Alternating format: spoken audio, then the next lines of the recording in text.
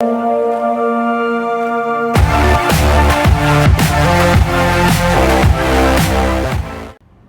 Students, मैं पीयूष राजपूत और आपका अपना चैनल पीयूष कोचिंग क्लासेस। तो बच्चों, हमने अपनी पिछली क्लास में इलेक्ट्रिक फील्ड एंड चार्जेस के प्रीवियस ईयर के कुछ क्वेश्चंस करे थे। लगभग 30 क्वेश्चन हमने किए थे। आज हम उसी से आगे शुरू करने जा रहे हैं। तो हम देखते हैं अपना 31st क्वेश्चन क्या कहता है। तो बच्चों, कहना how does the electric flux due to a point charge enclosed by a spherical Gaussian surface get affected when its radius is increase. तो सबसे पहले बच्चों देखते हैं गॉस लॉ क्या। वैसे तो आपको पता ही होगा, लेकिन एक बार मैं और रिवाइज करा देता हूं। गॉस लॉ,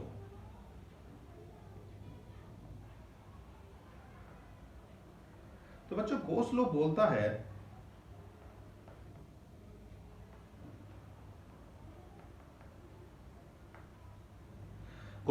है कि अगर आपके पास कोई भी एक इनक्लोज्ड सरफेस है जो किसी चार्ज को कंटेन करती है, तो उसकी वजह से जो भी फ्लक्स होगा वो फ्लक्स 1/ε0 टाइम्स होगा उसके द्वारा इनक्लोज चार्ज के। यानी कि अगर आपके पास एक चार्ज है Q, मान लेते हैं Q चार्ज है, तो सबसे पहले एक इमेजिनरी सरफेस जिसे हम बोलते हैं गॉसियन सरफेस, उससे आप इसे इनक्लोज करेंगे। तो आपने क्या करा, एक इमेजिनरी सरफेस से इसे क्या कर लिया है, इनक्लोज करा। अब ये जो चार्ज इनक्लोज हो रहा है, बस हमें उसी से मतलब है। इसके बाहर क्या चार्जेस हैं उससे कोई लेना देना नहीं है। यानी कि मान लेते हैं कि इसके बाहर अगर -Q1 चार्ज है या इसके बाहर +Q2 चार्जेस है, तो ये दोनों चार्जेस कोई भी फ्लक्स में पार्टिसिपेट नहीं करेंगे। क्लियर है इतनी बात? यानी गॉस लॉ कहता है कि electric flux through any closed surface is equal to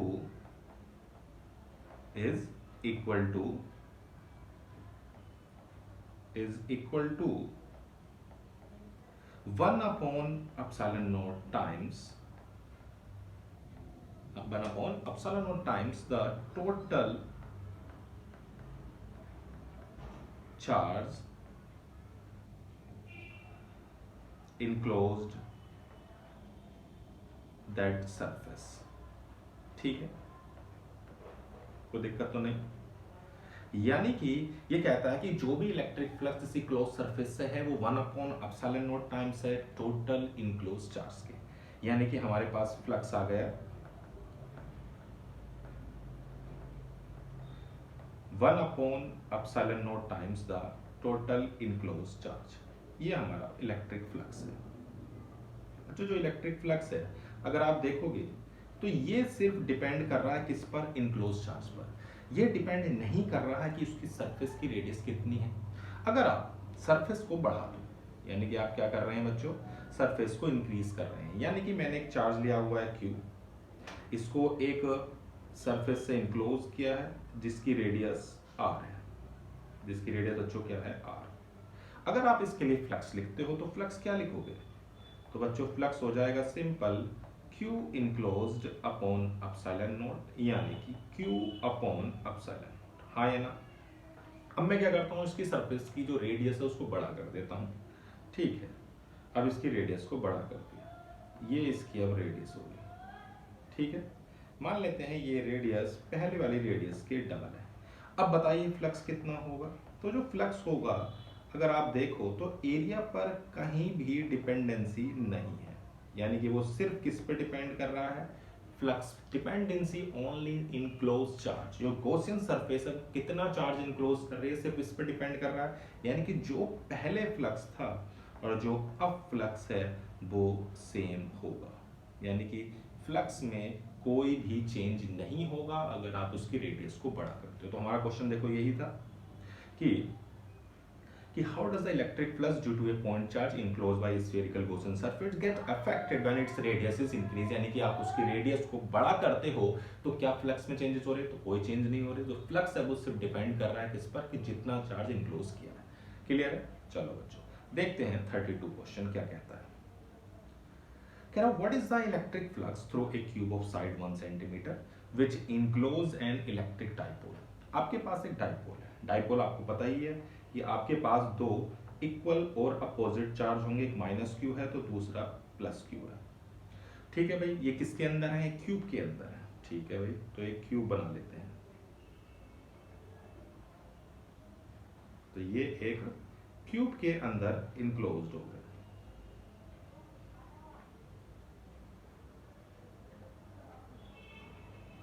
अगर अगर आप देखो तो अब टोटल इनक्लोज चार्ज आपको दिखाई दे रहा होगा कितना है, तो जितना ही प्लस है उतना ही माइनस है, तो टोटल इनक्लोज चार्ज बच्चों हो गया 0। अगर टोटल इनक्लोज चार्ज की बात करें तो टोटल इनक्लोज्ड चार्ज हमारे पास है 0। तो जितना प्लस है उतना ही माइनस है, तो हम ये कह सकते हैं टोटल चार्ज 0 है तो फ्लक्स भी 0 होगा। क्लियर है? क्योंकि भाई चार्ज 0 है तो फ्लक्स भी 0। कोई दिक्कत? क्लियर है कि भाई डाइपोल है, डाइपोल का मतलब है जितना पॉजिटिव उतना नेगेटिव, टोटल इनक्लोज चार्ज 0 तो फ्लक्स भी 0। क्लियर बच्चों? देखते हैं नेक्स्ट क्वेश्चन क्या कहता है। Correct charge q is placed at the center of the cube of side L. What is the electric flux passing through the each face of the cube? यानी कि हमारे पास एक चार्ज है q, ठीक है, एक चार्ज हमने ले लिया q, ये एक चार्ज है। इस चार्ज को इनक्लोज करते हैं किससे? क्यूब से। ठीक है भाई, एक क्यूब ले लेते हैं। अब आपको पता ही है कि फ्लक्स आप सिंपल निकाल सकते हो कि किसी भी गॉसियन सरफेस ने कितना चार्ज इनक्लोज किया है, बस उसे आपको देखना है।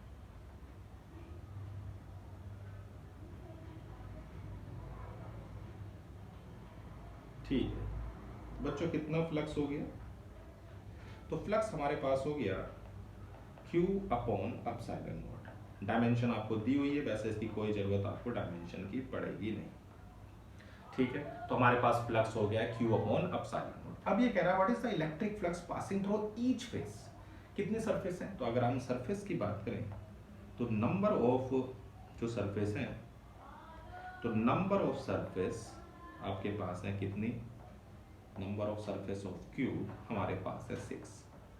तो फ्लक्स यानी कि जो आपको निकालना है electric flux through each face,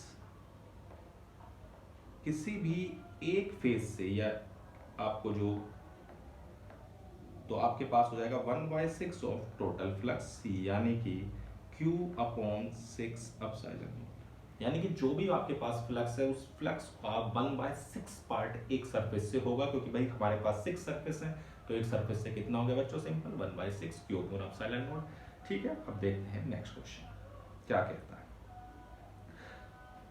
question कह रहा है figure show the point charges plus 2Q minus Q plus 3Q. Two charges are enclosed within a surface S. So what is the electric flux due to this configuration through the each surface? अब बताओ, आपको मैंने बताया कि जो भी आपका flux होगा वो फ्लक्स सिर्फ और सिर्फ उससे होगा जो उस गॉसियन सरफेस ने चार्ज इनक्लोज किया है। तो आप बताओ कि कौन कौन से चार्ज इनक्लोज हो रहे हैं? तो सिर्फ आपका 2Q और माइनस Q, ये दो चार्ज ऐसे हैं जो इनक्लोज हो रहे हैं। तो इनक्लोज चार्ज कितना हो गया? तो मैं कह सकता हूँ Q इनक्लोज हो गया है प्लस 2Q और माइनस Q, यानी कि Q। अब आप आराम से फ्लक्स निकाल सकते हैं, Q enclosed upon epsilon not, यानी कि Q अपॉन एप्सिलॉन नॉट। बस आपको ये देखना है कि उस गॉसियन सरफेस ने कितना चार्ज इनक्लोज्ड किया, उसके बाहर क्या चार्ज है उससे हमें कोई लेना देना नहीं है, सिर्फ और सिर्फ इनक्लोज चार्ज को देखना है। क्लियर है इतनी बात? चलो बच्चों बढ़ते हैं आगे। कह रहा है चार्ज है Q, microcoulomb is placed at the centre of the cube. What is the electric flux coming out from any surface. मैंने आपको बताया था कि अगर आपके पास कोई भी प्लस Q चार्ज है और उसको आपने एक क्यूब से क्या कर लिया है बच्चों? इनक्लोज कर लिया। अब इस इनक्लोज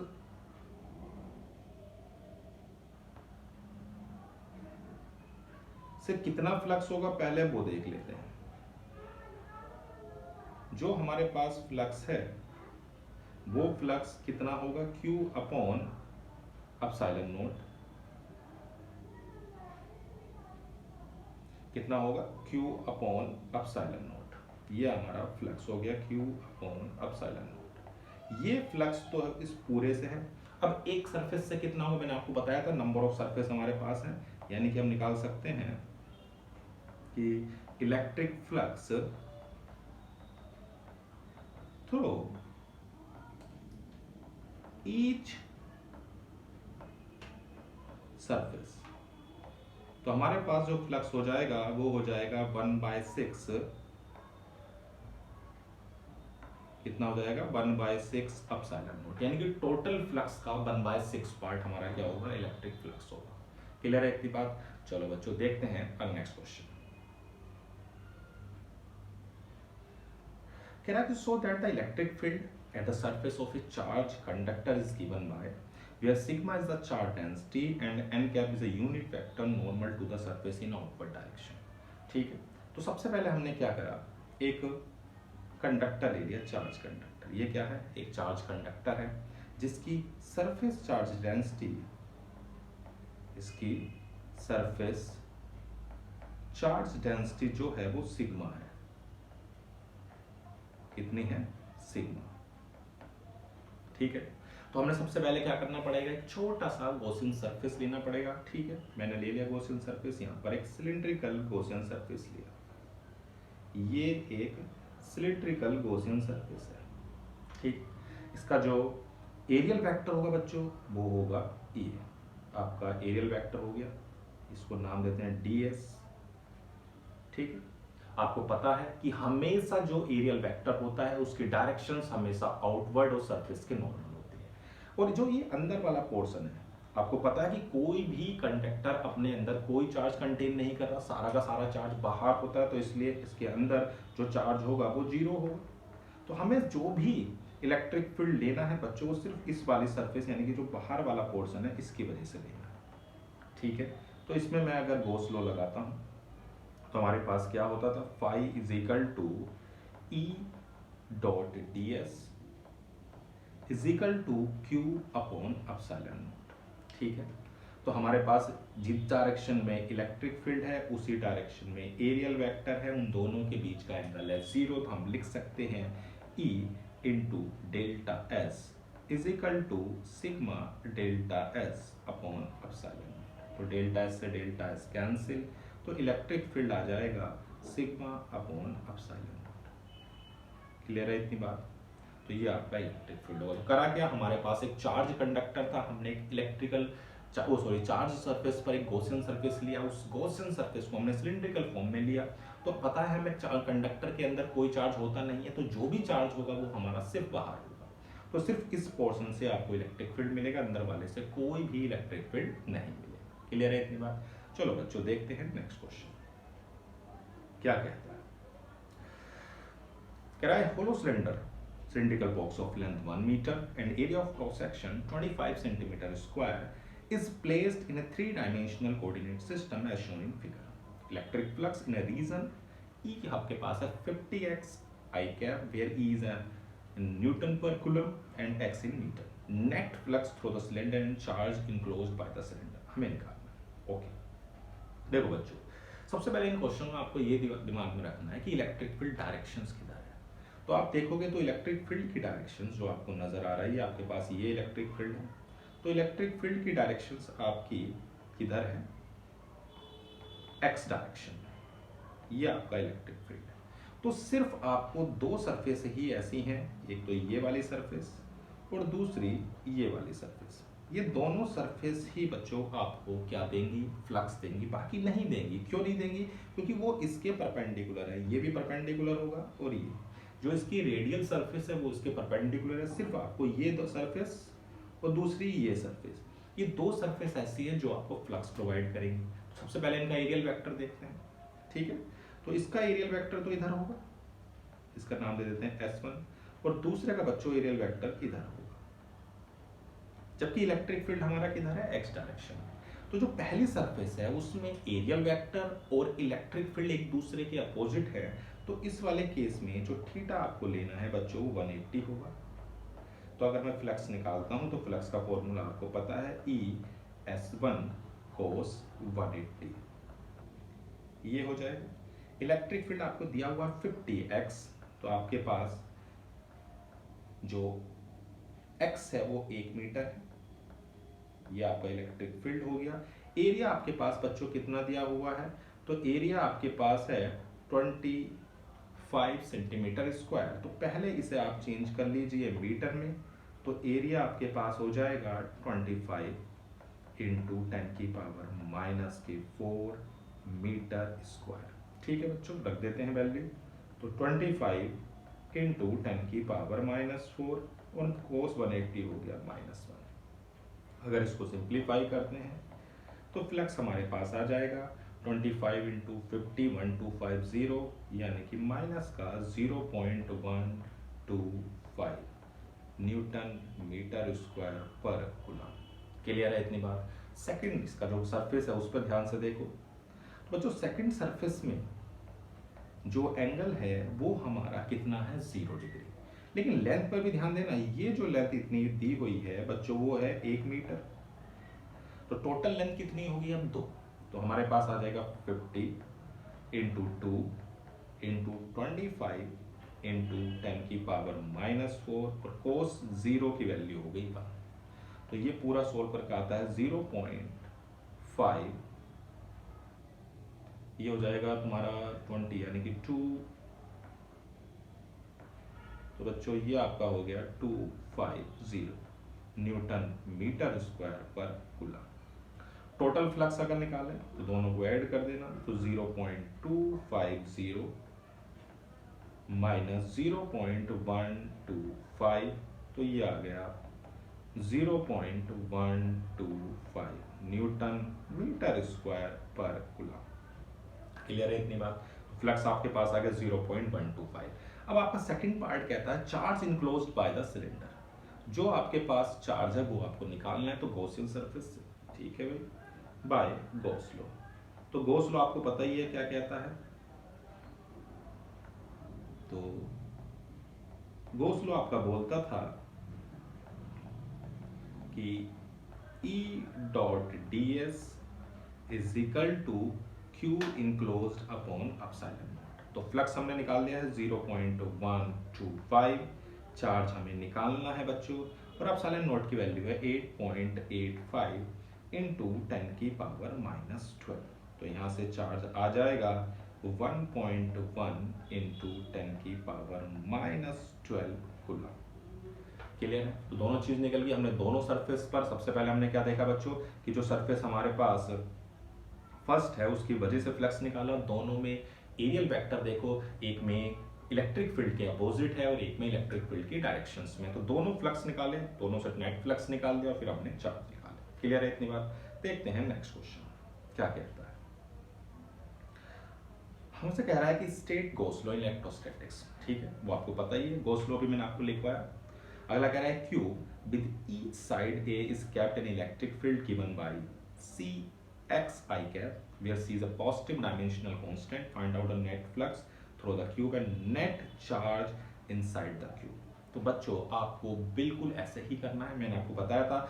सबसे पहले आप ध्यान रखोगे कि इलेक्ट्रिक फील्ड किस डायरेक्शन में है। तो बच्चों इलेक्ट्रिक फील्ड की जो डायरेक्शन है वो आपकी किधर है, वो आपकी x डायरेक्शन में है। तो आपके पास है CXI कैप, हाँ है ना। अब देखो दो सरफेस हैं, एक सरफेस तो बच्चों ये वाली है जिसका एरियल वेक्टर इधर होगा, दूसरी सरफेस बच्चों आपकी ये वाली है जिसका एरियल वेक्टर इधर होगा। तो बिल्कुल ठीक पहले वाला ही क्वेश्चन की तरह हो गया, एक में 180 डिग्री एंगल और एक में 0 डिग्री है।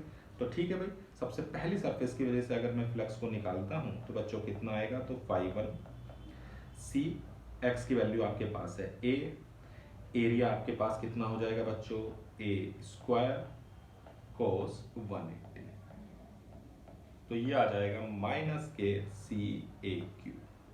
ठीक है। अब दूसरी सरफेस से अगर निकालते हैं तो दूसरी सरफेस से जो फ्लक्स होगा उस बार आप ध्यान से देखना, जो डिस्टेंस है ये डिस्टेंस, टोटल डिस्टेंस हो गई 2a, तो आपके पास हो जाएगा c, x हो गया है 2a, एरिया है a स्क्वायर कोस 0, तो ये आ जाएगा 2c/a³। तो अगर टोटल फ्लक्स निकालें हैं तो टोटल फ्लक्स हो जाएगा φ1 प्लस φ2 यानी कि 2CA³ माइनस CA³ यानी कि CA³। तो टोटल फ्लक्स आ गया। फिर गॉस लॉ से आपको पता ही है कि हमारे पास फ्लक्स होता है Q/ε0, तो Q आ जाएगा CA³ ε0। तो बच्चों ये आपका फ्लक्स हो गया। क्लियर है? फ्लक्स आपके पास हो गया, चार्ज आपके पास होगा। बिल्कुल दोनों ही जैसे क्वेश्चन हैं, बहुत ही इंपॉर्टेंट क्वेश्चन है बोर्ड की वजह से। ठीक है बच्चों, अगले क्वेश्चन की ओर बढ़ते हैं। क्या कहता है? कह रहा define electric flux is it is a scalar और वेक्टर क्वांटिटी। आपको पता है इलेक्ट्रिक फ्लक्स क्या है, मैंने आपको बताया था कि इलेक्ट्रिक फ्लक्स बच्चों आपका था कि number of electric field lines, number of electric filled lines crossing the surface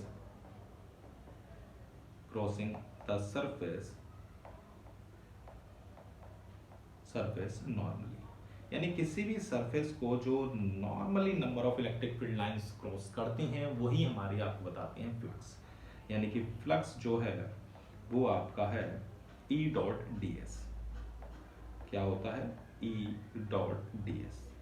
क्योंकि ये दोनों ही एक स्केलर क्वांटिटी है। क्यों है? क्योंकि इलेक्ट्रिक फील्ड और एरिया वेक्टर इन दोनों की डॉट प्रोडक्ट से मिलता है। और ध्यान रखना, अगर दो की डॉट प्रोडक्ट से आपको अगर कोई चीज मिल रही है तो वो बच्चों हमेशा आपको एक स्केलर क्वांटिटी मिलेगी। तो ये कैसी क्वांटिटी हो गई बच्चों? तो ये आपकी एक स्केलर क्वांटिटी है। क्लियर है इतनी बात? अब कह रहा है point charge Q at a distance of d/2 directly above the center of square of side D as shown in figure. Use Gauss law to obtain the expression for the electric flux through the square. देखो बच्चों, आपके पास एक surface दी हुई है। अब ध्यान से देखें, अगर मैं एक क्यूब ले लेता हूं इस सरफेस से, क्या करा मैंने? एक क्यूब बना लिया। ये आपके पास एक क्यूब है जिसकी साइड मैंने क्या ले रखी है? D। ये साइड D है, ठीक है। और इसके सेंटर यानी कि एक सरफेस से d/2 डिस्टेंस पर मैंने एक चार्ज को रख दिया है। किसको रख दिया है? एक चार्ज को, ठीक है। रख सकते हैं ऐसे कि यहां पर आपका एक चार्ज हो गया, ये यहां से d/2 पर। अब अगर आप इससे फ्लक्स निकालोगे तो बच्चों फ्लक्स कितना होगा? अगर मैं इसके फ्लक्स की बात करता हूं तो फ्लक्स आपको पता ही है कितना होता है? Q/ε0। लेकिन आपको तो सिर्फ एक ही सरफेस से निकालना है। तो मैंने आपको बताया था आपके पास नंबर ऑफ सरफेस कितनी है? 6। तो जो फ्लक्स हो जाएगा वो आपका हो जाएगा 1/6 Q/ε0। ये आपका फ्लक्स होगा। क्लियर है इतनी बात? अब देखो बच्चों, पहला पार्ट तो क्लियर हो गया। हमने क्या करा? उस सरफेस को इस तरह से लिया कि एक क्यूब बना लिया और उस क्यूब में एक सरफेस की वजह से फ्लक्स निकाल दिया। अगर आप सेकंड पार्ट देखें तो कहता है the point charge is now move to a distance t from the centre of square, the side of square is double. उसने क्या करा? नीचे वाली जो लेंथ है उसको भी डबल कर दिया और डिस्टेंस को भी डबल कर दिया। तो क्या कोई फर्क पड़ेगा? बिल्कुल नहीं पड़ेगा। बिल्कुल आपका फ्लक्स वही रहेगा। यानी कि इस बार हमने क्या करा है? स्क्वायर जो हमारा क्या नाम क्यूब है, उस क्यूब की साइड को बड़ा कर दिया। क्यूब की साइड कितनी ले ली है बच्चों? तो ये हमने 2D ले ली है। क्या ले ली है? 2D। लेकिन क्या उसकी इनक्लोज चार्ज में कोई चेंज हुआ है? तो बिल्कुल नहीं हुआ। इनक्लोज चार्ज उतने का उतना ही है। जब इनक्लोज चार्ज में चेंज नहीं हो रहा है तो इसका मतलब फ्लक्स में भी बच्चों कोई चेंज नहीं होगा, क्योंकि हमने बिल्कुल सिमेट्रिकली चेंज किया है। यानी कि इसको 2D किया है तो ये वाली डिस्टेंस भी इस चार्ज की कितनी कर दी है? D। यानी इसको डबल किया तो इसको भी डबल कर दिया। चार्ज में कोई चेंज नहीं किया, तो आपका फ्लक्स बच्चों हमेशा वही रहेगा। अगर आप ये आपके पास Q' हो गया, अब आपके पास थ्रो वन सरफेस निकाल रहे हैं तो हमारे पास आ जाएगा फ्लक्स कितना? Q/6ε0, क्योंकि एक ही सरफेस की वजह से आपको निकालना है। कोई सी भी सरफेस ले लो, चाहे आप ये ले लो चाहे आप और कोई सरफेस ले सकते हैं। तो क्लियर है इतनी बात कि अगर आप क्या कर रहे हैं, सिमेट्रिकली उस सरफेस को बड़ा कर रहे हैं, उस गॉसियन सरफेस को बड़ा कर रहे हैं, तो उसकी वजह से फ्लक्स में कोई चेंजेस नहीं होते। वो डिपेंड्स करता है कि सिर्फ आपने कितना चार्ज इनक्लोज किया है। क्लियर है इतनी बात। देखते हैं बच्चों नेक्स्ट क्वेश्चन क्या है। कह रहा है given the electric field in the region E vector आपके पास है 2xi cap, find the electric flux through the cube and the charge enclosed it. बिल्कुल वैसे ही करना है। अगर आप ध्यान से देखोगे तो इसमें भी दो ही सरफेस आपको नजर आ रही है, एक सरफेस ये है और दूसरी सरफेस ये है। एरियल वेक्टर इसका इधर होगा और दूसरे वाले के लिए इधर होगा, और इलेक्ट्रिक फील्ड आपका 2xi कैप है। अगर हम इस सरफेस के लिए बात करें तो बच्चों x तो 0 है और x 0 है तो भाई इलेक्ट्रिक फील्ड भी 0 हो जाएगा, तो फ्लक्स कितना हो गया 0। लेकिन अगर बात करते हैं किसकी, इस वाले सरफेस की, तो इसमें x की वैल्यू कितनी है, a है, तो आपका फ्लक्स हो जाएगा 2a² यानी कि 2a³ ये आपके पास आ गया। ठीक है, तो टोटल फ्लक्स हो गया 2a³। गॉस लॉ से आप लिख सकते हैं flux is equal to enclosed charge upon epsilon. तो चार्ज आपके पास हो जाएगा 2a³ एप्सिलॉन नॉट। ये आपका क्या आ गया है, चार्ज इनक्लोज्ड। ठीक है, बिल्कुल आराम से, कुछ नहीं करना आपको। सबसे पहले देखना है कि कौन सी सरफेस आपके चार्ज को इनक्लोज कर रही है जिनसे इलेक्ट्रिक फ्लक्स आपको मिल रहा है। सिर्फ आपको इलेक्ट्रिक फील्ड की डायरेक्शंस को, रियल वेक्टर को देखना है कि उनके बीच में कितना एंगल है, फिर उसके बाद आप फ्लक्स निकाल सकते हो। क्लियर है इतनी बात। चलो बच्चों देखते हैं नेक्स्ट क्वेश्चन क्या कहता है। कह रहा डिफाइन इलेक्ट्रिक फ्लक्स हम कर चुके हैं। इलेक्ट्रिक फ्लक्स क्या है कि कितनी number of electric field lines किसी भी सरफेस से नॉर्मली पास करती हैं, उसे हम बोलते हैं इलेक्ट्रिक फ्लक्स। ऐसा यूनिट आपको पता ही है फ्लक्स की, न्यूटन मीटर स्क्वायर पर coulomb. Gauss law in electrostatic is true for any closed surface, no matter what is the shape or size. Justify this statement with the help of a suitable example. ठीक है भाई, मैंने आपको Gauss law बताया। तो Gauss law आपका क्या बोलता था, गॉस लॉ आपका बोलता था कि E.ds is equal to Q upon epsilon naught. ये आपके पास है, यानी कि इसमें अगर आप देखोगे तो कहीं पर भी आपका एरिया रिलेटेड कोई चीज फ्लक्स में नहीं है। यानी कि मैं अगर एक चार्ज लेता हूँ Q और उसको एक स्फेयर से इनक्लोज कर देता हूँ जिसकी रेडियस मैंने R ली हुई है, तो बच्चों कितना फ्लक्स होगा, तो फ्लक्स हो जाएगा सिंपल Q अपॉन एप्सिलॉन। हाँ है ना। अब मैंने क्या करा, इस बार उसकी शेप बदल दी, इस बार मैंने क्यूब ले लिया, यानी कि मेरे पास जो एक चार्ज है मैंने उसको कितने से इनक्लोज कर दिया है, उसको मैं एक क्यूब से इनक्लोज कर रहा हूँ। ठीक है, इससे इनक्लोज कर दे रहा हूं एक क्यूब से। ठीक है, तो क्या बच्चों फ्लक्स में चेंजेस आएंगे, बिल्कुल नहीं आएंगे। क्यों नहीं आएंगे, क्योंकि एरिया नहीं बदल रहा है। एरिया जब नहीं बदल रहा तो इसका मतलब हम ये कह सकते हैं कि फ्लक्स में कोई चेंजेस नहीं होंगे, यानी कि जो फ्लक्स है वो सिंपल वही रहेगा Q अपॉन एप्सिलॉन। तो फ्लक्स में कोई चेंजेस नहीं है, चाहे आप शेप एंड साइज कुछ भी ले लो, उसका फ्लक्स नहीं बदलेगा। तो क्लियर है इतनी बात। इलेक्ट्रिक फ्लक्स क्या होता है, कितनी किसी भी एक क्लोज सरफेस से कितनी number of electric field lines surface से नॉर्मली पास करते हैं, उसे हम बोलते हैं क्या, इलेक्ट्रिक फ्लक्स। फिर मैंने आपको बताया कि अगर आप सरफेस कैसा भी लेना है, चाहे आप स्फेरिकल सरफेस लें या आप क्यूब लें, उससे कोई फर्क नहीं पड़ेगा। क्लियर है इतनी बात। ओके, अब बढ़ते हैं अगले क्वेश्चन की ओर। क्या कहता है क्वेश्चन, कह रहा है consider two hollow concentric sphere S1 and S2 enclosing the charge 2Q and 4Q respectively. Find out the ratio of electric flux through them. चलो भाई, तो सबसे पहला अपना वही काम है कि उस सरफेस ने कितना चार्ज इनक्लोज किया है। तो अगर हम S1 की बात करते हैं, किसके लिए, 4S1, तो आपके लिए जो फ्लक्स हो जाएगा बच्चों, कितना चार्ज इनक्लोज किया हुआ है, तो आप देखोगे जो चार्ज इनक्लोज है वो सिर्फ और सिर्फ 2Q है। कितना है, 2Q।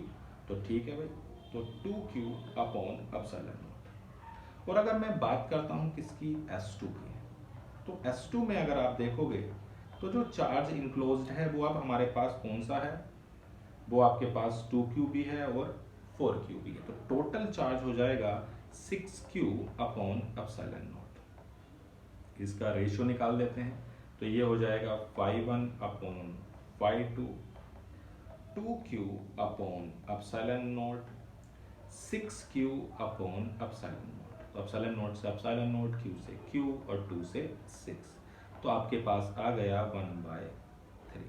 क्लियर है इतनी बात। अब क्या कहता है, अब बोलता है कि how will the electric flux through the sphere S1 change if the medium of dielectric constant epsilon r is introduced in the space between inside S1 in place of air.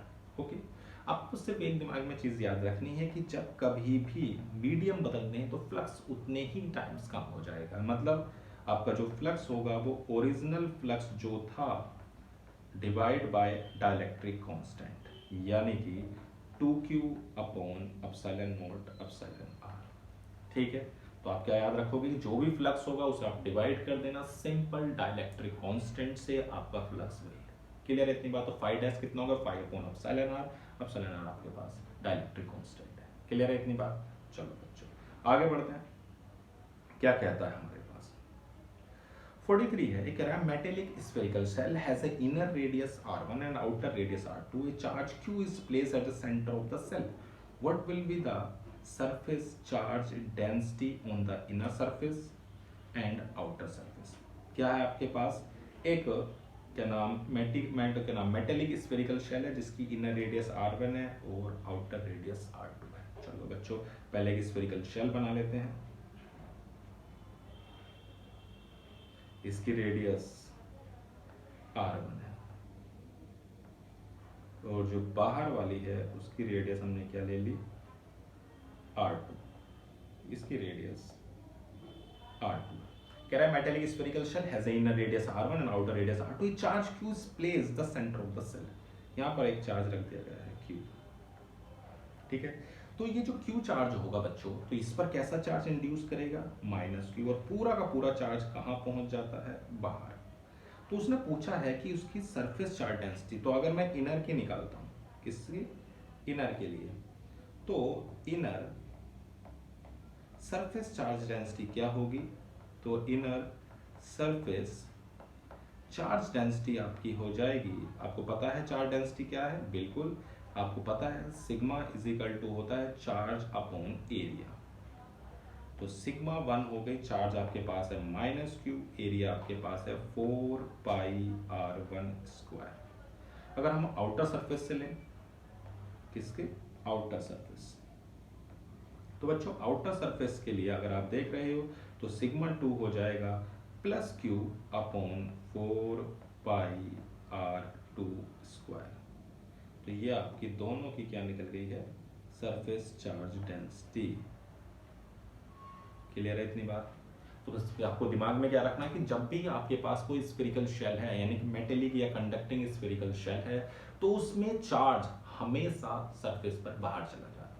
तो इस पर चार्ज था q, तो इसने induce किया -q और वो charge कहाँ पहुंच गया, आउटर सरफेस पर, यानी कि जो भी चार्ज होगा वो सरफेस पर पहुंच जाएगा चार्ज। क्लियर है इतनी बात। ठीक है, बढ़ते हैं अगले क्वेश्चन की ओर। क्या कहता है, Does the charge given to a metallic sphere depend on whether it is hollow or solid? Give me reason for your answer।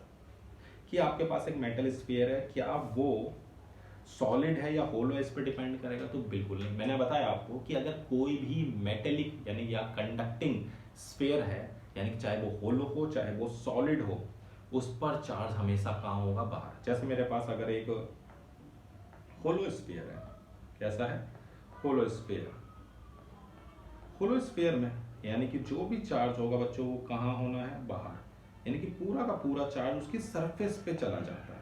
ऐसा इसलिए होता है कि वो चार्ज कंडक्ट कर सकता है और वो कोशिश करता है कि अपने एरिया को, रिपल्शन को मिनिमाइज करे। मिनिमाइज तभी करेगा जब दूर दूर जाएगा, यानी कि सरफेस पर पहुंच जाता है। चाहे आप होलो स्फीयर ले लो, चाहे आप सॉलिड स्फीयर ले लो, आप कोई सा भी स्फीयर लें, जो भी चार्ज होगा वो चार्ज उसकी कहाँ पर होगा, सिर्फ सरफेस पर होगा। ठीक है बच्चों इतनी बात, ठीक है, कोई दिक्कत तो नहीं। चाहे आप होलो लो चाहे आप सॉलिड लो, चार्ज हमेशा कहाँ रहेगा, सरफेस पर, किससे भी, मेटेलिक या कंडक्टिंग बॉडी के अंदर। क्लियर है। चलो बच्चों बढ़ते हैं अगले क्वेश्चन की ओर। क्या कहता है, There are two charges of magnitude -2q and +q are located at points A0, 4A0 respectively. What is the electric flux due to these charges through a sphere of radius 3a with its center at origin? ठीक है, क्या कहता है कि आपके पास क्या है, दो चार्जेस गिवन है, ये x एक्सिस, ये आपकी y एक्सिस। जो आपका पहला चार्ज है वो -2q है जो रखा हुआ है a और 0 पर। दूसरा चार्ज आपके पास है +q जो रखा हुआ है कहाँ पर, 4a और 0 पर। आपको एक ऐसा स्फीयर लेना है जो ये ओरिजिन है जिसकी रेडियस 3 है, तो ये a है तो 3a कहीं यहाँ होगा, ये आपका 2a मान लेते हैं, तो ये क्या होगा 3a। तो आपको एक गॉसियन सरफेस बना लेना है, ये क्या बना लेना है, एक गॉसियन सरफेस, ये आपके पास है। अब बताओ बच्चों इसने कितना चार्ज इनक्लोज किया हुआ है, तो इसने सिर्फ जो चार्ज इनक्लोज किया है वो सिर्फ आपका कितना है -2q। तो उसने पूछा था इलेक्ट्रिक फ्लक्स, तो फ्लक्स आपका हो जाएगा -2q upon epsilon not. Clear है इतनी बात, क्योंकि वो आपका चार्ज बाहर है, तो इस अगर चार्ज बाहर होता है किसी भी गॉसियन सरफेस से तो कोई लेना देना नहीं है, सिर्फ उसी चार्ज को देखना है जो उस गॉसियन सरफेस के अंदर है। क्लियर है इतनी बात। चलो बच्चों बढ़ते हैं अगले क्वेश्चन की ओर। क्या कहता है, कह रहा apply Gauss law to show that for a charge spherical shell the electric field outside the shell is as if the entire charge were concentrated at the centre. एक स्फेरिकल शेल ले लेते हैं। चलो भाई क्या कहता है क्वेश्चन, क्या आप क्वेश्चन आपके समझ में आ गया क्या कह रहा है। क्वेश्चन बोल रहा है कि आपके पास एक स्फेरिकल शेल है, ठीक है, ये आपका इसका चार्ज हो गया। तो क्वेश्चन ये बोल रहा है कि अगर आप कोई भी पॉइंट अगर इसके बाहर लेते हो तो जो इलेक्ट्रिक फील्ड है वो इलेक्ट्रिक फील्ड ठीक वैसा ही होगा जितना चार्ज इसके कहां पर कंसंट्रेट कर देंगे, सेंटर पर। चलो देख लेते हैं। तो सबसे पहले मैं एक पॉइंट लेता हूं बाहर। जो पॉइंट मैंने बाहर लिया है ये पॉइंट है मान लो, सबसे पहले इसे गॉसियन सरफेस से क्या कर लेते हैं, इनक्लोज्ड कर लेते हैं। क्या कर लिया है, इनक्लोज्ड। ये पूरा ये पॉइंट P है और यहाँ से मैंने डिस्टेंस ली हुई है मान लो x। तो क्या होगा हमारे पास इलेक्ट्रिक फील्ड, तो आपको पता है फ्लक्स होता है E dot ds is equal to q upon epsilon not. तो इलेक्ट्रिक फील्ड हो गया E, ठीक है, और हमारे पास एरिया है 4πx², चार्ज है q अपॉन एप्सिलॉन नॉट। तो इलेक्ट्रिक फील्ड आ गया q अपॉन 4π ε0 x²। ये आपके पास इलेक्ट्रिक फील्ड है। अब मैं ऐसा करता हूं कि एक पॉइंट चार्ज ले लेता हूं। क्या ले लिया, एक पॉइंट चार्ज, ठीक, इसके सेंटर पर रख दिया। कहां पर रख दिया, O पर एक चार्ज रख दिया Q, और यहां से x डिस्टेंस पर क्या निकाल रहा हूं, इलेक्ट्रिक फील्ड। तो सिंपल सी बात है, आपको पता है वही इलेक्ट्रिक फील्ड होगा जो हमें आपने ऊपर लिखा है। ठीक है, क्वेश्चन समझ में आ गया। क्वेश्चन क्या कह रहा था, क्वेश्चन ये कह रहा था कि आपके पास एक स्फेरिकल शेल है, उस स्फेरिकल शेल के बाहर आपने एक पॉइंट लिया, उस पॉइंट पर आप इलेक्ट्रिक फील्ड निकाल रहे हैं। जो इलेक्ट्रिक फील्ड आ रहा है वो इलेक्ट्रिक ठीक वही है, अगर हम क्या करें उतने ही चार्ज को उसके सेंटर पर कंसंट्रेट कर दें तो इलेक्ट्रिक फील्ड सेम होगा। क्लियर है इतनी बात। चलो बच्चों आगे बढ़ते हैं। क्या कहता है अगला पार्ट, कह रहा कि two large parallel plane sheet having uniform charge density plus sigma minus sigma. Okay, आपके पास यूनिफॉर्म चार्ज डेंसिटी दी हुई है। Determine the electric field between the sheets and outside the sheets. आपको पता है शीट की वजह से क्या इलेक्ट्रिक फील्ड होता है। चलो मैं बता देता हूँ कि अगर आपके पास कोई भी थिन शीट है बच्चों तो उसकी वजह से जो इलेक्ट्रिक फील्ड होता है वो सिग्मा अपॉन 2 एप्सिलॉन नॉट होता है। कितना होता है, मान लो कि ये एक प्लस चार्ज है और आपको इसकी सरफेस चार्ज डेंसिटी दे रखी है सिग्मा, तो याद रखोगे इलेक्ट्रिक फील्ड कितना होगा, तो इलेक्ट्रिक फील्ड हो जाएगा सिग्मा अपॉन 2 एप्सिलॉन नॉट। किसकी वजह से है ये, तो ये electric field due to thin plane sheet, इसकी वजह से है, ये याद रखना। एक दूसरी आपके पास है जिसकी सरफेस चार्ज डेंसिटी आपको नेगेटिव में दी हुई है। चलो भाई देख लेते हैं, ये आपके पास नेगेटिव में है, यानी कि सिग्मा। आपके पास 3 पॉइंट लिए गए हैं, ए, एक बी और एक सी।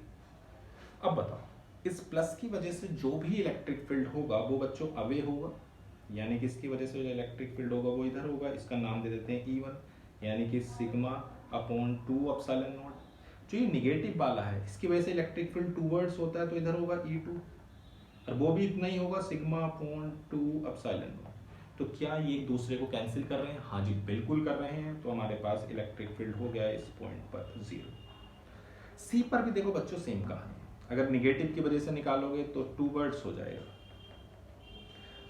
पॉजिटिव चार्ज की वजह से निकालोगे तो अवे होगा। दोनों इक्वल एंड अपोजिट हैं, इसलिए इस पॉइंट पर भी इलेक्ट्रिक फील्ड क्या होगा बच्चों? 0 होगा। क्लियर है? अब मिड की बात कर लेते हैं। प्लस की वजह से अवे, माइनस की वजह से टूवर्ड्स, तो जो इलेक्ट्रिक फील्ड आपका आएगा वो इस बार ऐड हो जाएंगे, sigma upon 2 epsilon not, sigma upon 2 epsilon not, यानी कि सिग्मा अपॉन एप्सिलॉन। यानी कि अगर दो आपके पास इनफाइनाइट प्लेन शीट्स हैं जिनकी सरफेस चार्ज डेंसिटी सेम है लेकिन अपोजिट हैं, तो उनके मिड में ही आपको, यानी क्योंकि दोनों के बीच में कहीं इलेक्ट्रिक फील्ड मिलेगा लेकिन आउटसाइड कोई इलेक्ट्रिक फील्ड नहीं होगा। क्लियर है इतनी बात? चलो बच्चों आगे बढ़ते हैं। क्या कहता है? कह रहा है कि small metal sphere carrying a charge plus q is located at the centre of spherical cavity inside a large uncharge metallic spherical shell as shown in figure. Use Gauss law to find the expression of the electric field at the point of P1 and P2। देखो बच्चों, अगर आप P1 पर ध्यान दें तो इसको अगर मैं गॉसियन सरफेस बनाऊं इस P1 को लेके, जो ये चार्ज इनक्लोज हो रहा है, तो आपको क्या चार्ज इनक्लोज दिखाई दे रहा है? तो प्लस क्यू है, हाँ या ना? डिस्टेंस आप मान सकते हैं कुछ भी, मैं इसके डिस्टेंस को नाम दे देता हूँ R1। तो अगर आपके पास इलेक्ट्रिक फील्ड निकालोगे इसके लिए P1 के लिए, तो क्या आएगा? आपके पास फॉर्मूला है E dot d s is equal to Q upon epsilon naught. Electric field निकालना है, एरिया आपने लिया हुआ है 4 पाई R1 स्क्वायर, और चार्ज आपके पास है Q। तो बच्चों इलेक्ट्रिक फील्ड क्या हो गया? Q upon 4 pi epsilon not R1 square. ये किसके लिए है? P1 के लिए। अगर बात करते हैं किसकी? P2 की। तो बच्चों आपको पता है कि वो P2 जो है वो आपकी क्या है? मेटल है, और किसी भी मेटल के अंदर कोई चार्ज नहीं होता, ठीक है ना? मेटल की बात हो रही है, यानी कि जो P2 है, अगर ये है तो इसमें जो भी चार्ज होगा वो बाहर होगा, यानी कि अंदर कोई चार्ज नहीं होगा, तो इसी वजह से इलेक्ट्रिक फील्ड क्या हो जाएगा? 0। तो P1 पर आपके लिए इलेक्ट्रिक फील्ड आ गया Q upon 4 pi epsilon not R1 square, और दूसरे के लिए आपके पास क्या हो गया? 0। क्लियर है इतनी बात? चलो बच्चों देखते हैं नेक्स्ट क्वेश्चन क्या कहता है। हमारे कह रहा है कि 2 concentric metallic spherical shell of radius r and 2r are given the charges Q1 and Q2 respectively. The surface charge densities of the outer surface of spherical shell are equal.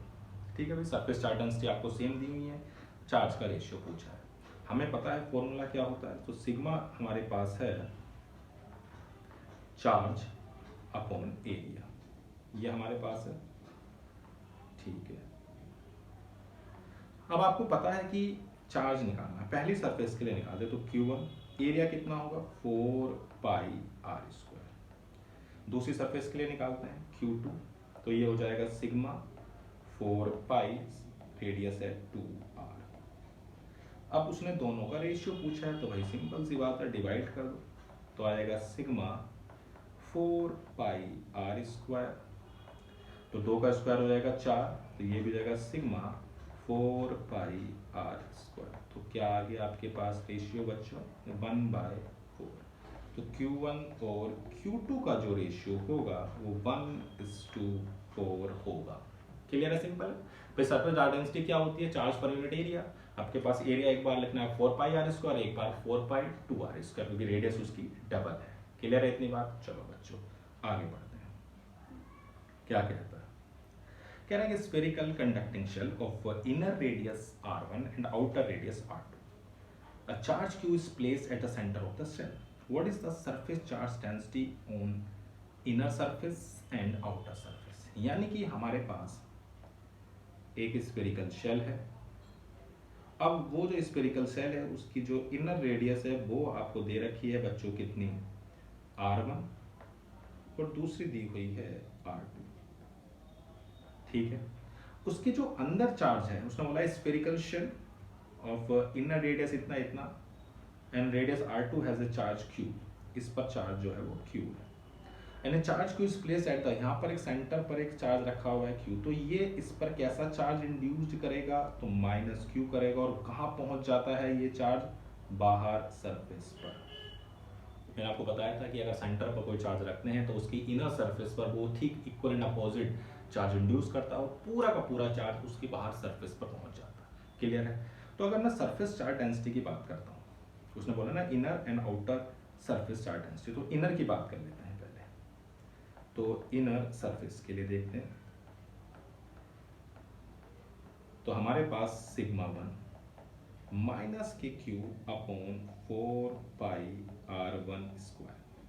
और अगर आउटर की बात करें तो बच्चों outer surface की अगर देखें तो चार्ज कितना दिया हुआ है, तो वो आपके पास है q plus q upon 4 pi r2 square.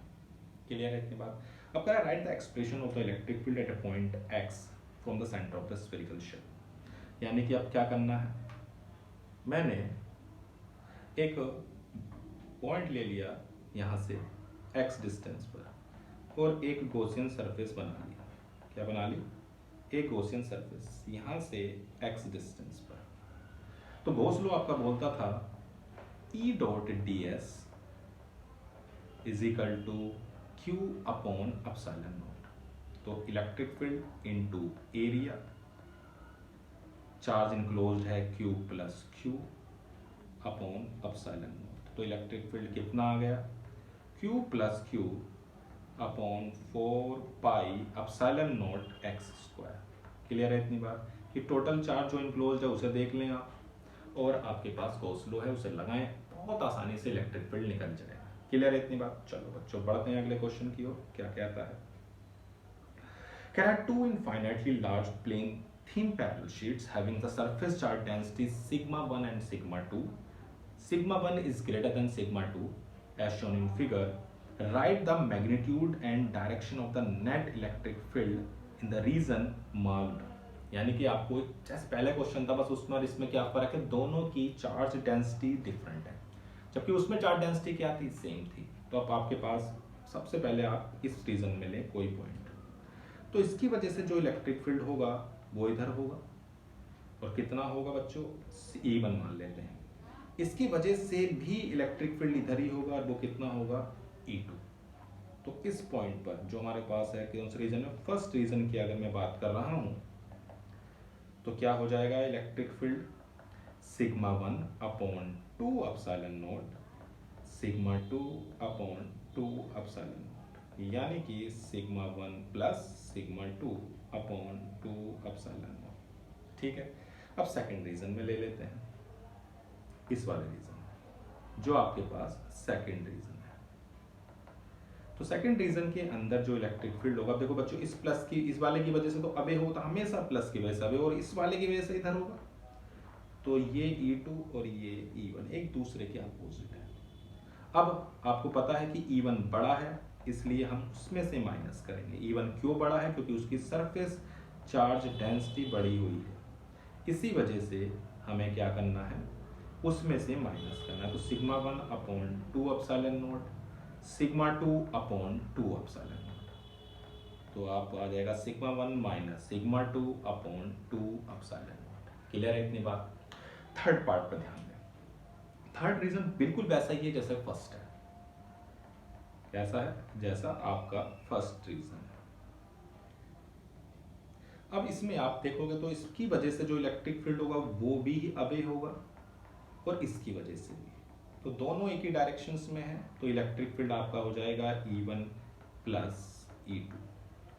यानी कि sigma 1 upon 2 epsilon not, sigma 2 upon 2 epsilon not, तो ये आ गया sigma 1 plus sigma 2 upon 2 epsilon not. Clear है इतनी बात, कोई दिक्कत तो नहीं। चलो बच्चों पढ़ते हैं अगले क्वेश्चन की ओर। कह रहा है स्टेट गॉस लॉ, आपको पता ही है गॉस लॉ क्या कहता है कि आपके पास किसी भी इनक्लोज सरफेस से कितना इलेक्ट्रिक फ्लक्स है वो इक्वल होता है 1 अपॉन एप्सिलॉन नॉट टाइम्स के, कि जितना उस सरफेस ने चार्ज इनक्लोज किया है।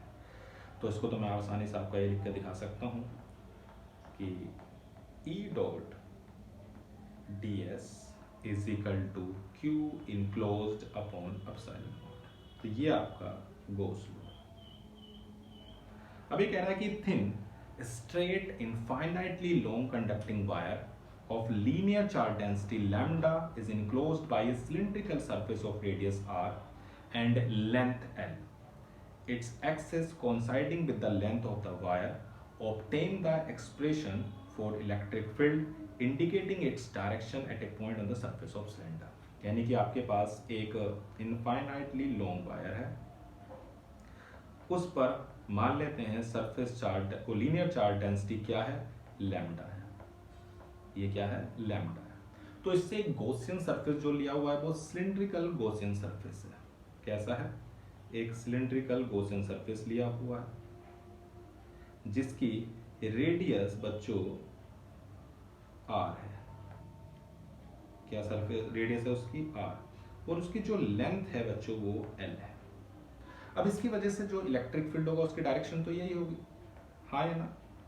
अब आपके पास तीन सरफेस दिख रहे हैं, एक सरफेस ये है, इस सरफेस का अगर मैं एरियल वेक्टर लिखूंगा तो ऊपर की ओर होगा, इसको नाम दे देता हूं मैं S1। इसकी वजह से जो होगा वो होगा S2, और इस वाले की वजह से जो होगा उसका नाम दे देते हैं S3। तो हमारा सिर्फ तीन सरफेस से मतलब है, इस वाली सरफेस से, इस वाली सरफेस से और इस वाली सरफेस से। लगाते हैं गॉस लॉ, तो ये हो जाएगा E ds, कौन सी सरफेस के लिए ले रहे हैं, पहली सरफेस, तो E ds1 cos 90, क्योंकि इलेक्ट्रिक फील्ड और एरियल वेक्टर के बीच में कितना एंगल है बच्चों, तो 90 है। दूसरे वाले में इलेक्ट्रिक फील्ड और एरियल वेक्टर के बीच में कितना एंगल है, तो 0 है। और तीसरे वाले में अगर आप देखोगे तो इलेक्ट्रिक फील्ड और उसके बीच में फिर से एंगल 90 है, हाँ या ना। यानी कि सिर्फ काम की हमारी सरफेस कौन सी है, सिर्फ ये सरफेस हमारी काम की है, क्योंकि इसमें एरियल वेक्टर और इलेक्ट्रिक फील्ड सेम डायरेक्शंस में है। क्लियर है इतनी बात। चलो तो हमारे पास आ जाएगा E, सरफेस एरिया होता है 2 पाई आर एल।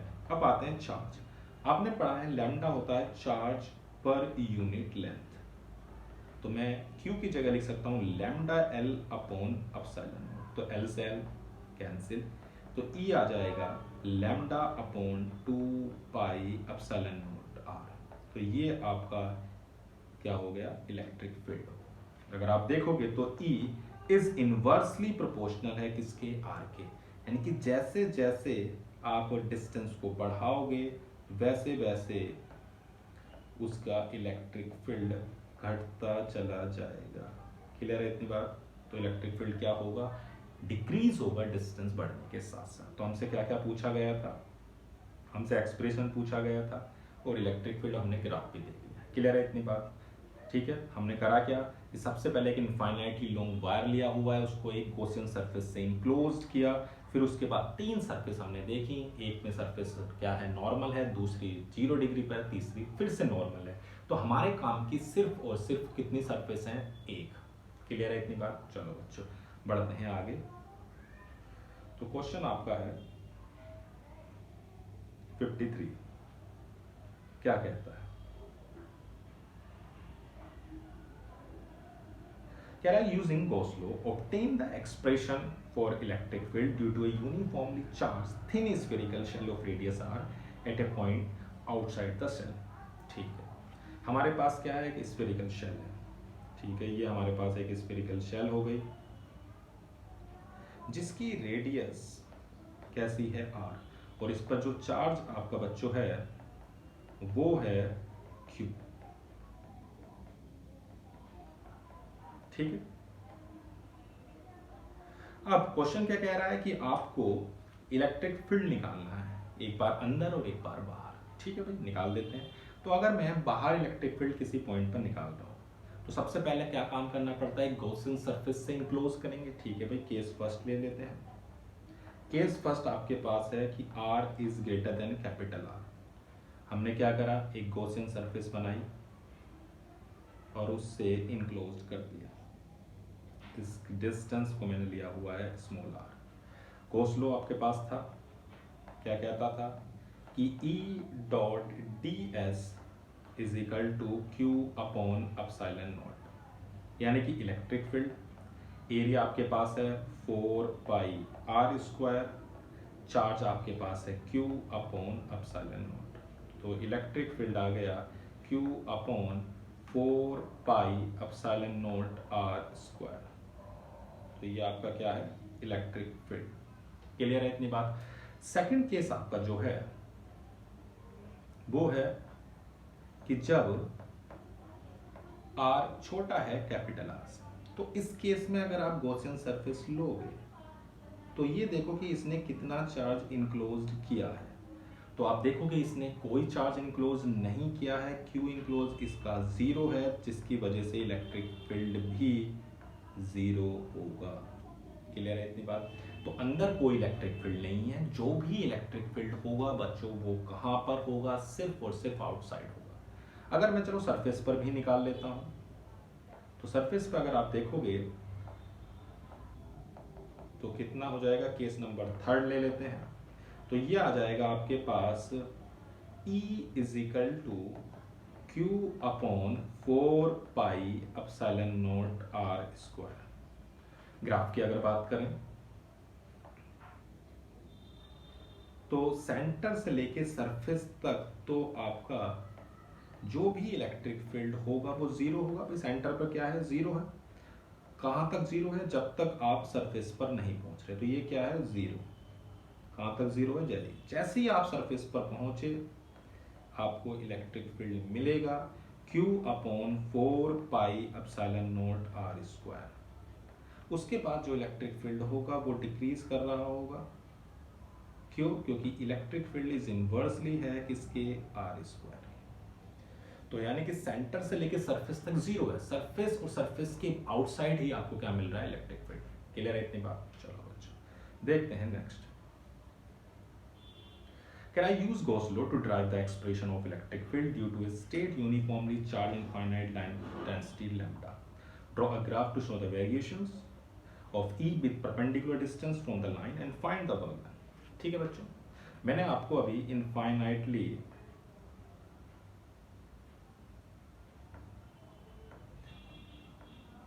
एक इनफाइनाइटली लॉन्ग वायर या स्ट्रेट कंडक्टर लिया था, उसकी वजह से इलेक्ट्रिक फील्ड अभी मैंने आपको निकाल के दिखाया।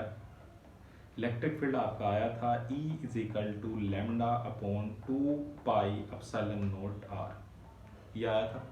यानी कि इलेक्ट्रिक फील्ड है lambda upon 2 pi epsilon naught r, ये हमने निकाल लिया था। उसका वेरिएशन भी देख लिया था कि electric field is inversely proportional है किसके, आर के। सेकेंड पार्ट इसका मैं आपको बता दे रहा हूँ। फर्स्ट पार्ट तो आप आराम से कर लेंगे, एक्सप्रेशन और एरिया, सॉरी ग्राफ। अब हम इसका वर्क डन देखें। तो यानी कि अगर आपके पास एक पॉइंट उसने बोला find the work done in bringing a charge q from perpendicular distance r1 to r2। ठीक है, यहाँ से एक पॉइंट है a जिसकी डिस्टेंस है r1, फिर यहाँ से ही एक पॉइंट b लिया हुआ है जिसकी डिस्टेंस है r2। ये दोनों पार्ट तो आप कर लोगे, अभी ठीक कराया गया दोनों पार्ट को।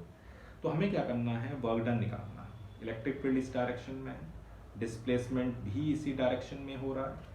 तो आपको पता है वर्क डन होता है F डॉट डी आर, यानी कि आप लिख सकते हो फोर्स, और F इज इक्वल टू होता है बच्चों क्यू ई। तो आपके पास इलेक्ट्रिक फील्ड है Q, लैम्डा हो जाएगा 2 pi epsilon naught R D R. कहाँ से कहाँ तक जा रहे हो, तो आप R1 से R2 तक। तो ये हो जाएगा Q lambda upon 2 pi epsilon naught d r upon r, R1 से R2। इंटीग्रेट कर देंगे, चलो भाई करते हैं इंटीग्रेट। तो हमारे पास है Q lambda upon two pi epsilon not. आपको पता है 1/r का जो क्या होता है इंटीग्रेशन होता है वो कितना होगा, तो भाई वो आपका हो जाएगा ln r। लिमिट कहाँ से कहाँ तक है, तो लिमिट आपकी है r1 से r2 तक। कहाँ से है, r1 से r2। तो q lambda upon 2 pi epsilon not, एक बार अपर लिमिट रखते हैं और एक बार लोअर लिमिट, तो कितना आ जाएगा q lambda upon 2 pi epsilon not. Log की प्रॉपर्टी होती है कि अगर m माइनस n है तो वो कहाँ चले जाते हैं बच्चों, डिवाइड में। ये प्रॉपर्टी यूज कर सकते हो। तो ये आ जाएगा ln r2 ओवर r1। तो ये आपका क्या हो गया, वर्क डन। क्लियर है इतनी बात। तो क्वेश्चन क्या कह रहा था, क्वेश्चन ने बोला कि आपके पास एक इनफाइनाइटली लॉन्ग यानी कि बहुत बड़ा वायर है जिसकी चार्ज डेंसिटी आपको लैम्डा गिवन थी।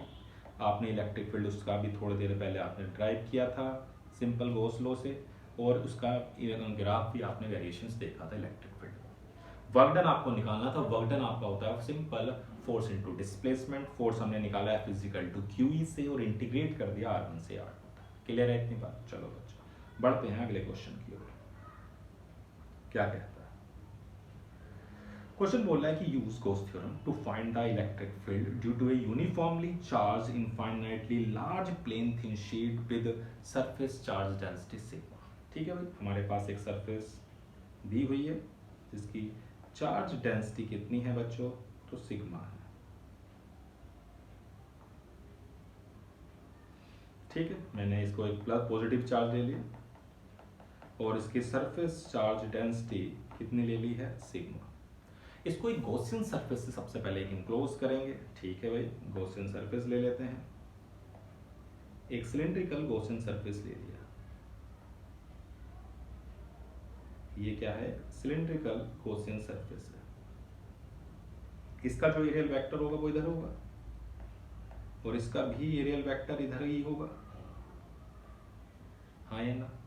ठीक है, गॉस लॉ लगाते हैं। क्या कहता है, फाई इज इक्वल टू हमारे पास था E dot ds is equal to Q upon epsilon. तो बच्चों आपके पास जो सरफेस है कुछ ऐसी बिल्कुल थिन शीट है, तो आप जो इस पर यहाँ चार्ज दोगे वो चार्ज ऑटोमेटिक इधर भी आ जाएगा। यानी कि आपके पास दो सरफेस है, यानी कि इधर इलेक्ट्रिक फील्ड की डायरेक्शन भी इधर ही है और इसमें भी इलेक्ट्रिक फील्ड की डायरेक्शन यही है। तो मैं ऐसे लिख सकता हूँ E इस वाली सरफेस के लिए ES, फिर दूसरी सरफेस के लिए भी ES is equal to charge. Charge क्या होता है, चार्ज आप लिख सकते हो sigma into s upon epsilon not. तो ये आ जाएगा 2ES sigma s upon epsilon not. तो एस से एस कैंसिल, तो आपके पास इलेक्ट्रिक फील्ड हो गया सिंपल 2 एप्सिलॉन नॉट। बस ये ध्यान रखना, जब कभी भी हम थिन शीट पर एक पर चार्ज देते तो ऑटोमेटिक वो चार्ज दूसरी सरफेस पर ही होता है। यानी कि दोनों सरफेस से आपको क्या निकालना है, इलेक्ट्रिक फील्ड। इलेक्ट्रिक फील्ड इधर है, एरियल वेक्टर भी इधर है, इलेक्ट्रिक फील्ड इधर है, एरियल वेक्टर भी इधर है, दोनों के बीच का एंगल 0 है। क्लियर है इतनी बात। चलो बच्चों बढ़ते हैं अगले क्वेश्चन की ओर। कह रहा है कि use Gauss law to find the electric field due to a uniformly charge infinite plane sheet, what is the direction of field. अभी मैंने आपको ये ड्राइव करके दिखाया है इलेक्ट्रिक फील्ड, यानी कि आपके पास इलेक्ट्रिक फील्ड क्या हो गया, तो इलेक्ट्रिक फील्ड आपका है सिग्मा अपॉन 2 एप्सिलॉन। ये आपका भी मैंने ड्राइव किया। बस आपको दिमाग में क्या रखना है कि अगर पॉजिटिवली चार्ज्ड है, कैसी है, पॉजिटिवली चार्ज, तो इलेक्ट्रिक फील्ड उसका अवे होगा। और अगर निगेटिवली चार्ज्ड है, कैसी है, निगेटिवली चार्ज है, तो इलेक्ट्रिक फील्ड टूवर्ड्स होगा। इलेक्ट्रिक फील्ड का मैग्नीट्यूड वही रहेगा सिग्मा अपॉन 2 एप्सिलॉन नॉट, सिर्फ डायरेक्शंस का फर्क होगा, पॉजिटिव में आगे और नेगेटिव में टूवर्ड्स। क्लियर है इतनी बात, कोई दिक्कत तो नहीं। चलो बच्चों पढ़ते हैं अगले क्वेश्चन की ओर। क्या कहता है, कह रहा है use Gauss law to prove that electric field inside a uniformly charged spherical shell is 0। ठीक है भाई, एक स्फेरिकल शेल ले लेते हैं।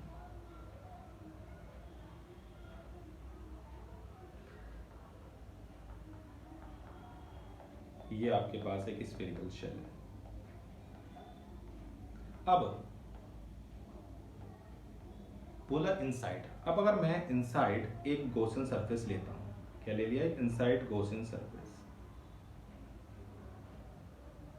किसने कितना चार्ज इनक्लोज कर रखा है ये बताएं। तो इनक्लोज्ड चार्ज जो है बच्चों वो 0 है, इसने कोई भी चार्ज इनक्लोज नहीं किया हुआ है। तो आप खुद क्या लिखोगे, ई एरिया, अगर मैं इस एरिया की यानी कि रेडियस को स्मॉल आर ले लूँ तो 4 पाई आर स्क्वायर, चार्ज इनक्लोज्ड है 0, तो इलेक्ट्रिक फील्ड भी क्या होगा, इनसाइड 0 होगा।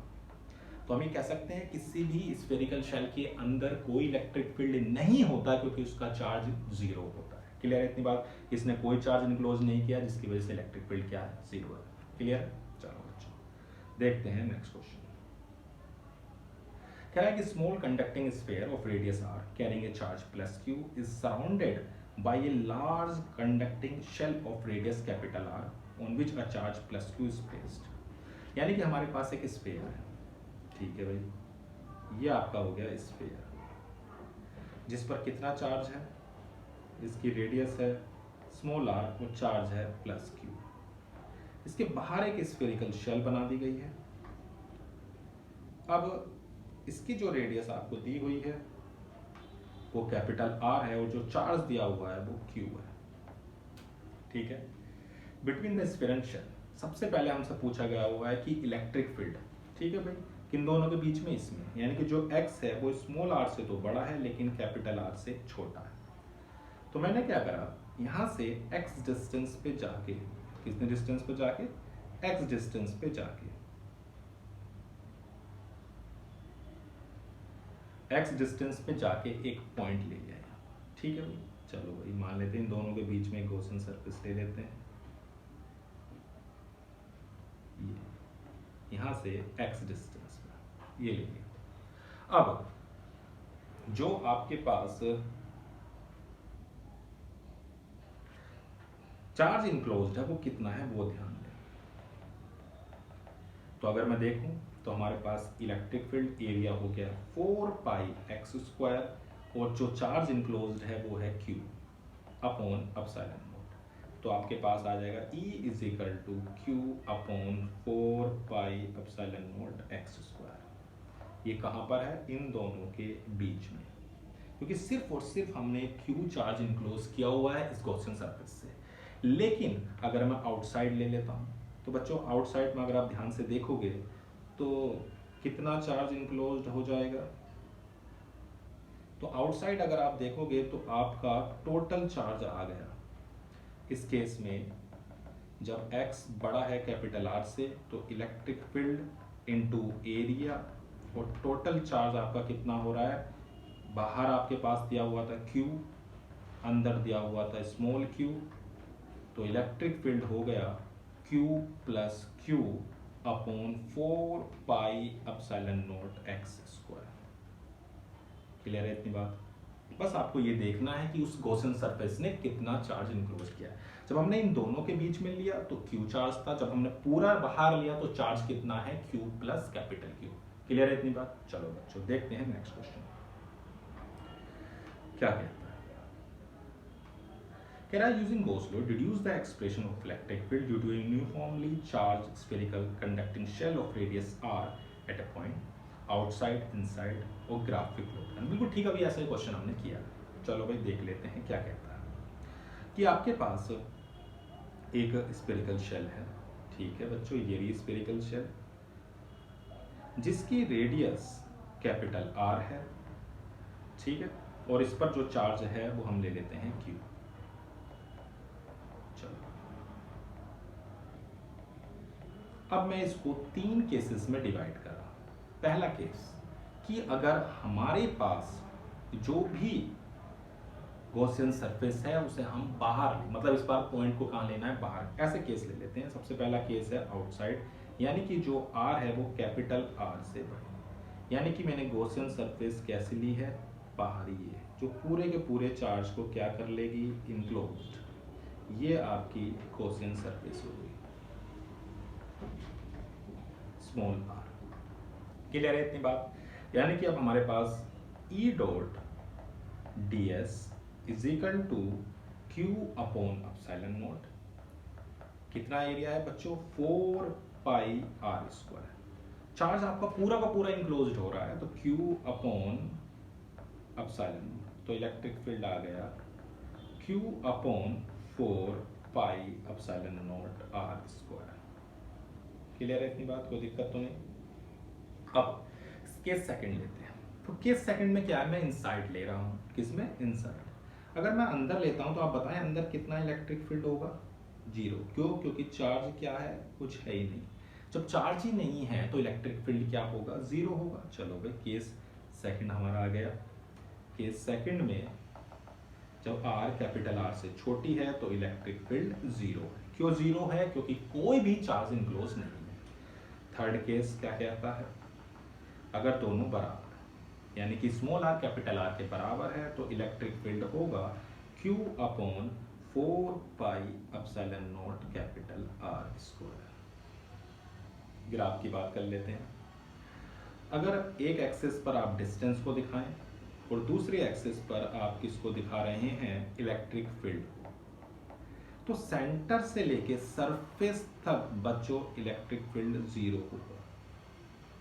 लेकिन जैसे ही सरफेस पर पहुंचोगे आपको इलेक्ट्रिक फील्ड मिलेगा और उसकी वैल्यू होगी Q upon 4 pi epsilon not R square. लेकिन जैसे ही आपने सरफेस से आगे बढ़े इलेक्ट्रिक फील्ड घटना शुरू हो जाएगा, यानी कि E is inversely proportional to R square. ऐसा क्वेश्चन हम कर भी चुके हैं, ठीक है। तो यानी सेंटर से लेके सरफेस तक कोई इलेक्ट्रिक फील्ड नहीं है, सरफेस पर मिला और सरफेस के बाहर इलेक्ट्रिक फील्ड घट रहा है। सिर्फ आपको गॉसियन सरफेस देखना है और कुछ नहीं। क्लियर है इतनी बात। चलो बच्चों देखते हैं नेक्स्ट क्वेश्चन क्या कहता है।